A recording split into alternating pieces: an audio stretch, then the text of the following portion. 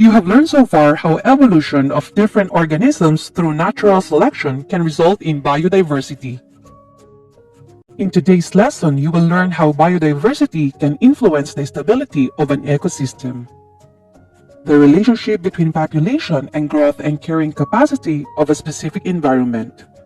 And most especially, you will become more aware of the different human activities that have negative impact on the environment. Lesson 10: Ecosystem Biodiversity. Biodiversity is a term that describes how diverse living things are in a specific area. Organisms such as plants and animals, small or big, they are part of biodiversity and are economically and ecologically valuable. Biodiversity is important because it sustains the balanced flow of energy in an ecosystem. Biodiversity is important because it contributes to environmental stability. The stability of an ecosystem can be described as the resilience to withstand changes that may occur in the environment. Organisms are important because their products are a source of food, medicine, clothing, shelter, and energy. They maintain balance in the ecosystem by performing their specific roles. Some maintain the quality of bodies of water. Some prevent soil erosion and floods, cycle minerals in the soil, and absorb pollutants. And others feed on insects and pests which control the population of organisms in a certain environment. Thus, organisms maintain a balanced and stable ecosystem. In general, the value of species or organisms can be divided into three categories. We have direct economic value, which means a species is considered to have direct economic value if their products are a source of food, medicine, clothing, shelter, and energy. For example, some medicines being used nowadays have formulation extracted from plants or animals. Next is indirect economic value. A species has indirect economic value if there are benefits produced by the organisms without using them. For example, certain species maintain the chemical quality of natural bodies of water, prevent soil erosion and floods, cycle materials in the soil, and absorb pollutants.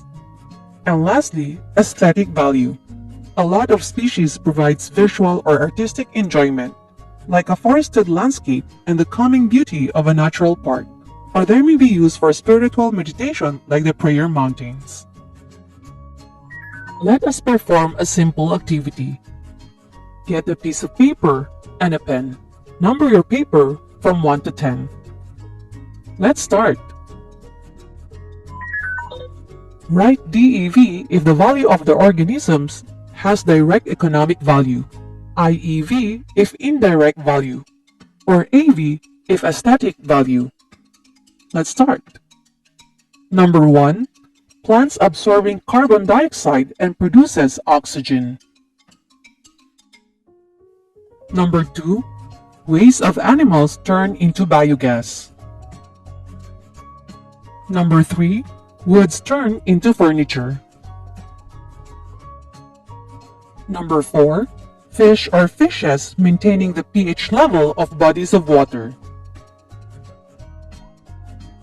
Plants used in parks. Number 6.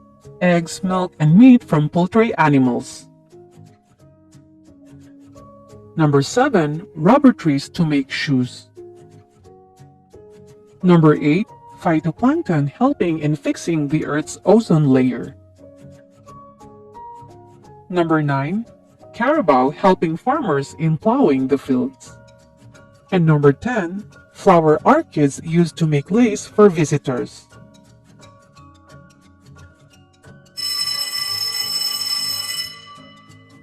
Let's see how you did well in our activity. Let's check.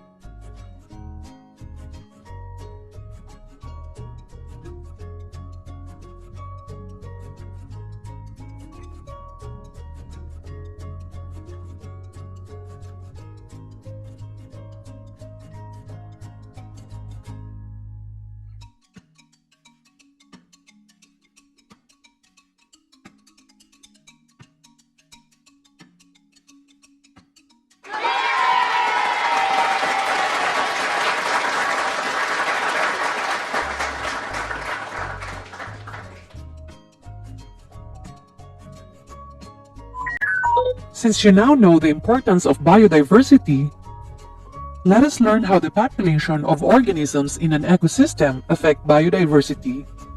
It's a group of organisms of the same species that live in a certain area or community.